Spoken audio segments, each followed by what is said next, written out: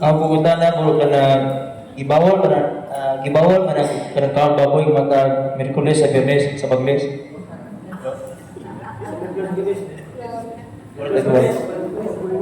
Sa Marta. So,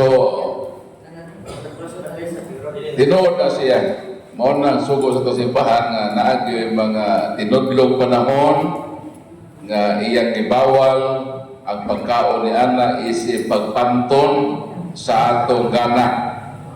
Kay kana mo kung sala, ganahan ta, so pinaagi sa atong pagkontrol sa butang atong gikaganahan, diha magsugod pod ang pagkadiskana po nato sa pagbuhat sa sala. So mo man ang pinagka-rason nganong mura ba na gitrenta ba nga ang pinaka lintunganay nga dulnganan niya nga kung maka-survive na ta ganahan kita mukaon o karne, so gibawalan man ta, so di ta mukaon, so makapuong na sa pagalingon sa atong gana. So matranslate na usab nato sa di nato pagkagana sa pagbuhat sa pagpakasala nga usahay mo ganahan gyud sa tao.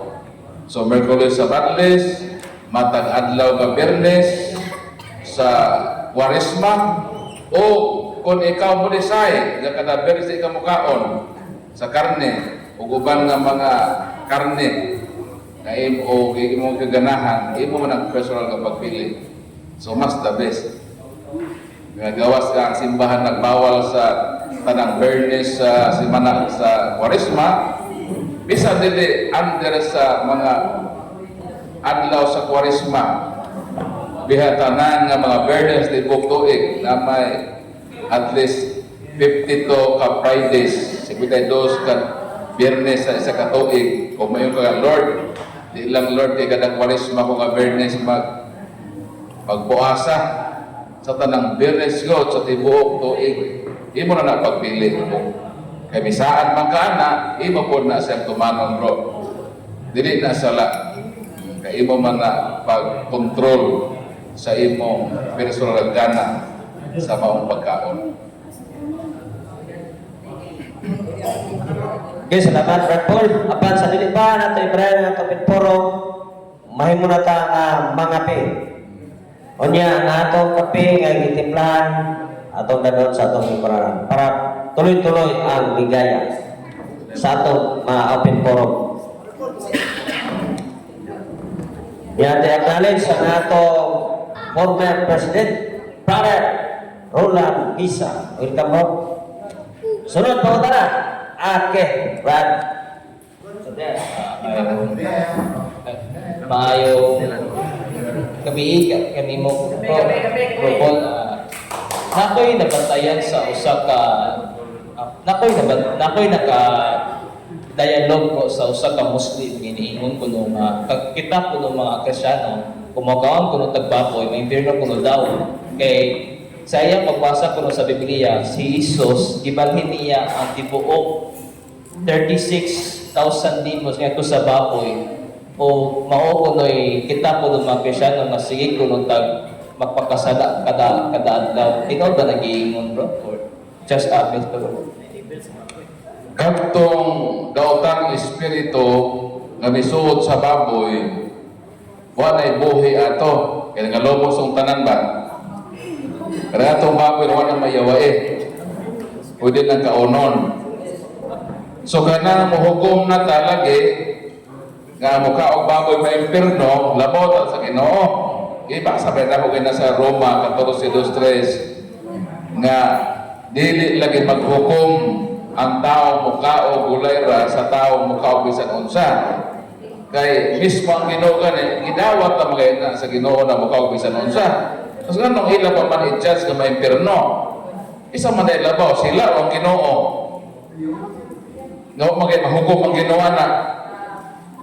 Usa mag-ingon ni Kristo, ang mosulod sa baba dili makapahugaw. Sa pag-ingon niya ni ini gipahayag niya nga mahimong kanon ang tanang pagkaon. So kung ang Ginoo nag-ingon ana nga bisan sa atong kanon di na makapahugaw nato. Namang may imperno man ta kani mga makapahugaw sa atong kasing-kasing, sa atong lawas. Labaw na gani na makapahugaw sa atong ka. So mo na ang kamatuoran. So dili lagi maghukom sa way basihan.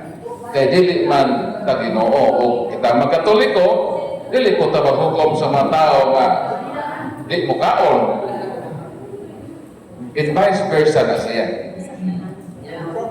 Bro, Jimmy.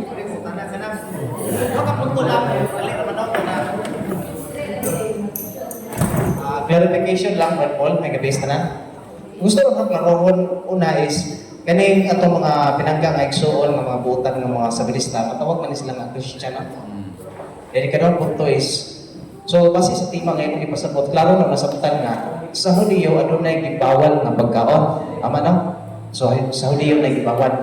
Itang mga miangkon nga Kristiyanos ipasabot ani walay gibawal pagkaon sa mga Kristiyanos.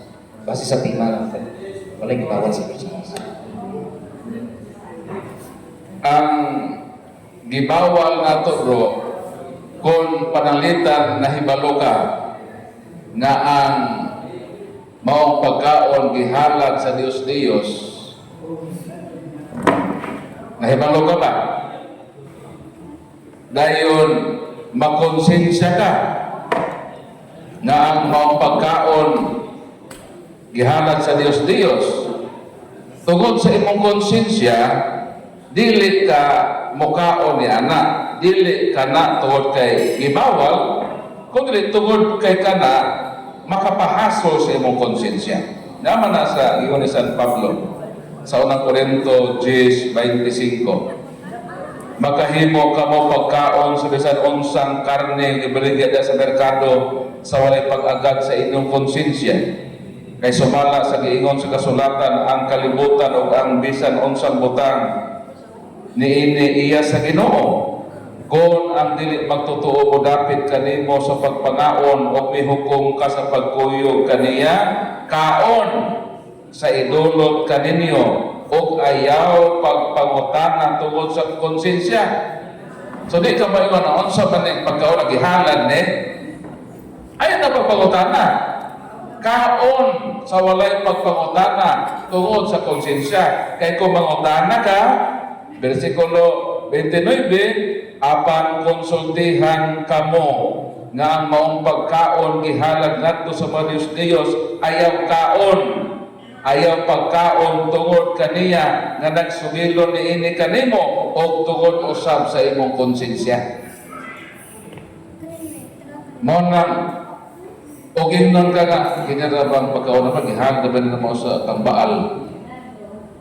So di na ka pwede mukaon nga naman nahibaw man ka gihalad to kang Dios kasi Baal tungod sa imong konsensya o tungod sa maong tao na nagsulti nimo si Francisco mukaon na gihalad sa Dios no ang di ka pwede iakyos ay lang kaon kung di ka mukaon so di sa ka-akyos nimo nga nagkaon ka sa i-offer sa Dios ug tungod po sa imong konsensya.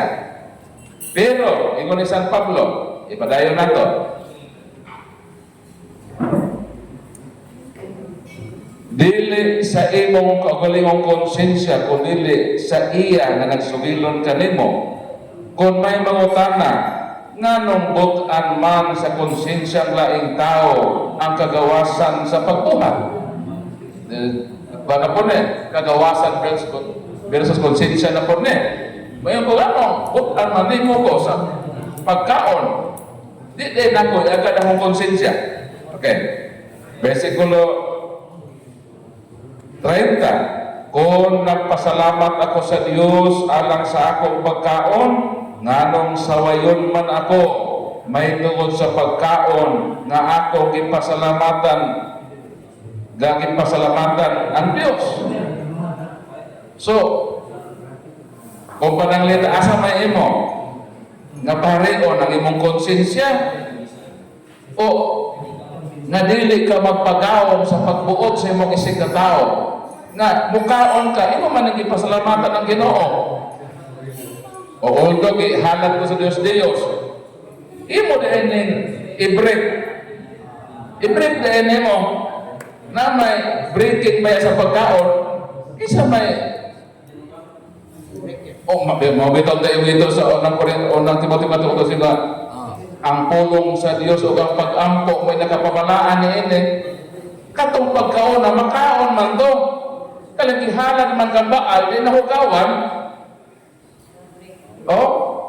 mausa pa to pag mahimo pa tong balaan pag-usap mahimo ampo na i-break na sa gahom sa Ginoo. So meaning depende gihapon na kanato ang atong kagawasan diha sa pagkaon. Ha? Naa kanato ang gahom kay ang Ginoo gidawat niya ang mukaog bisan unsa. Kay lagi iya sa Ginoo ang tanang butang. Klaro ba ito nga ang tanang butang maayo o walay ipasalikway kung ginadawat kiniuban ang pagpasalamat kay ang pulong sa Dios o ang pag-ampo maoy nakapabalaan niini. So always yun maghari ang kagawasan. Bisan panahalad na sa Dios ampuan nato nag-usab nga ma-break tong pag-offer sa Dios kay Lord kaunon ko ni i-offer nako ni kanimo kay ikaw man tag-iya ni ini katong nagluto-luto ini karning baboy imo ba ng baboy Lord giluto man sa mga pagano i-offer dito sa ilang Dios dapat sa imo man i-offer. So ikaw maghimo og pag-ampo nga tinuod nato sa Ginoo nga naghimo ni ini napalaan na bisan pag i-offer na dito sa mga Dios hamaday kamhanan ang Dios ganit may tag-iya sa imong gikaon o pasalamatan nimo ang Dios nga tag-iya sa imong butang pagkaon. Asa may powerful di ana. Sumawan ni gyud tong pag-offer sa Dios. Mo prevail gyud ang pag-ampo nato ngadto sa matuod nga Dios. Pero lagi para way lalis ang uban para di na mabader iyang konsensya o sa ako ang kagawasan sa pagpili na sa imo. Pero kung mukaon ka, ng San Pablo, anong inyo magong ditan nga gawas sa mga sa pagbuhat ini? Basta ako uling ang buwan. Ano sa Brother Jimmy? So, last question. Kapadero. Marcel, padawala rin, padawala.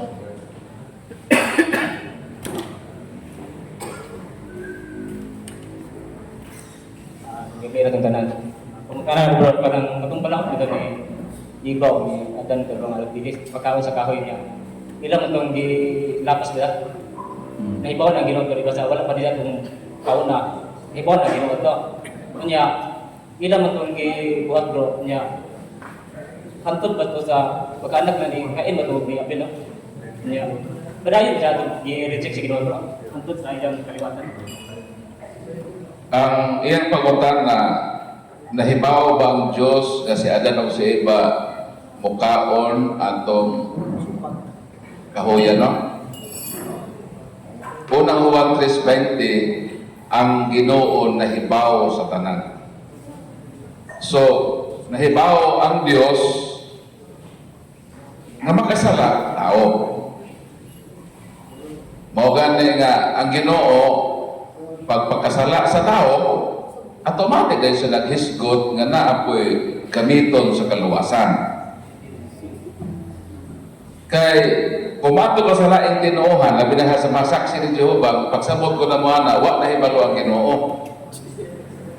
Kay kung nahibalo daw ang Ginoo nga makasala, ano gibuhat man ang tao? Lahi po na ilang prinsipyo. Pero sa ato sa Katoliko, atong Ginoo mo, nahibaw sa tanan. Nahibaw siya nga makasala. Ano, hindi ko pa po siya mahimo sa pagluwas. Gamhanan man siya. So katong pag ilang pagsupak nga sila musupak makaagom sa kamatayon, mo nang kita karon hangtod sa atong kaliwatan atong napanunod ng siyang inherited sin kadang sin of disobedience. Mo nang sa tiyan para itong inahan 51:5 sa Salmo, dautan ako sukad ako gisapkon, makasala ako dito pa lang sa bakan sa imong inahan. Wa man ka na nahimong sa, kay ang sa mao man ang pagsupak sa balaod. Usa man ang balaod, di ka magpatay. Kapatay dai ka kasaka, di ka pangawat ka. Wa gyud kay nahimo dito sa tiyan sa imong nanay nga actual sin. Pero kanang naa na makaysa. Mo to ang sa atong unang ginikanan nga napasa.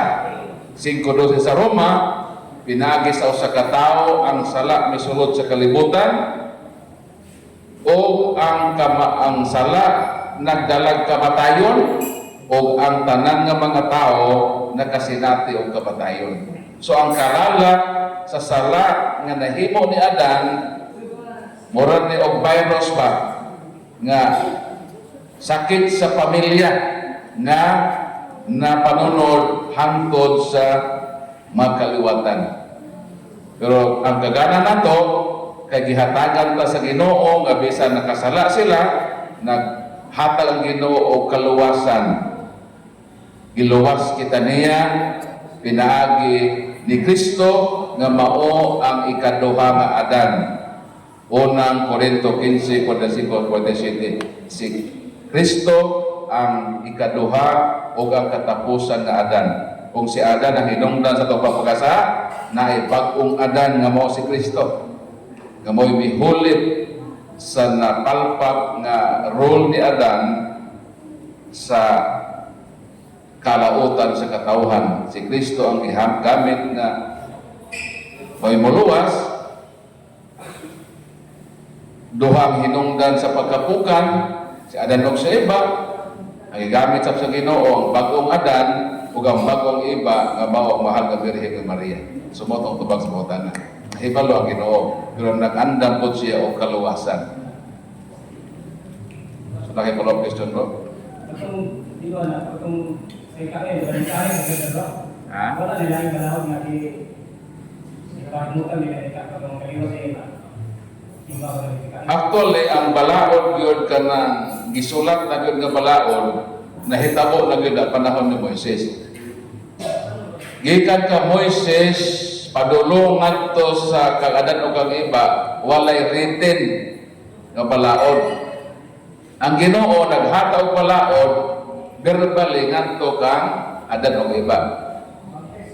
Makaon kamo sa tanang kahoy o sa lang ang inyong kaonon. So wa man to gisulat sa papan nga bato, wala to gisulat sa bisag sulatanan. Gidit to sulti sa Ginoo. Wala pa'y sugo kaniadto nga ayaw pagpatay.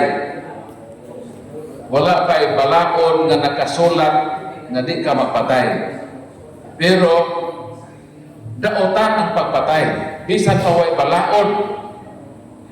Si Jose, nganong si Jose wa gyud mo uyon nga maghilawas sa iyang sa asawa sa iyang amo nga si Potifar. Nga wa pa may balaod nga ayaw paghilaw sa ayaw pagpanapaw.